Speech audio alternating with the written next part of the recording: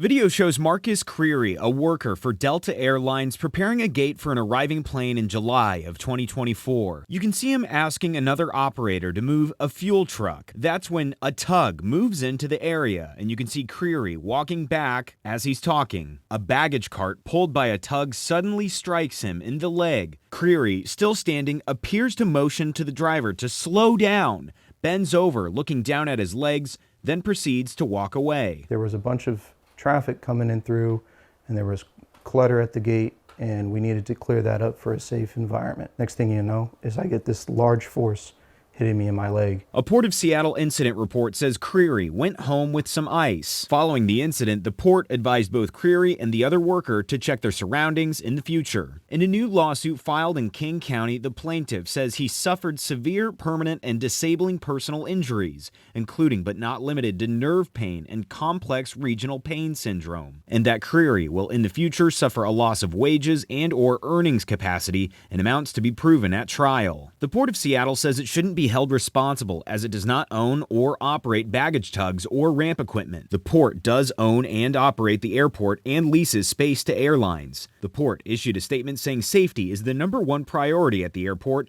and is a shared responsibility for the airlines and their contractors. We're filing too many lawsuits. King 5 has reported on other workers hit by baggage tugs on the job. Creary's attorney, Raymond Bishop, previously settled a $2 million case after a tug crash injured a worker in 2022. Bishop also reached an $11 million settlement for a ramp worker who lost part of her leg in another tug accident a year before. These are all people 27 or younger. They've lost their legs completely, amputation. They've had their legs mangled, degloved, debrided. In the latest case, the lawsuit says the Port of Seattle was ultimately in charge of how work gets done on the airfield, including enforcement of rules that prohibit blocked aircraft paths, improperly parked equipment, and unsafe driving on the ramp. The port says it couldn't have done anything differently, that the owner of the airport couldn't prevent a worker backing into a moving tug. Today, Creary continues to work for Delta Airlines. Doctors recommended a spinal cord stimulator, an implanted device that uses electrical pulses to help manage the constant nerve pain in his right leg. If I was to go walk in the park, go play with my kids, take them to school, driving I have to turn it off because it could be a distraction, but that's okay.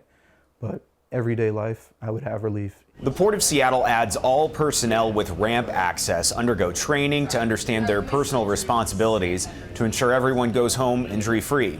The port says it's every individual's responsibility to report injuries or non-compliant operations of equipment immediately.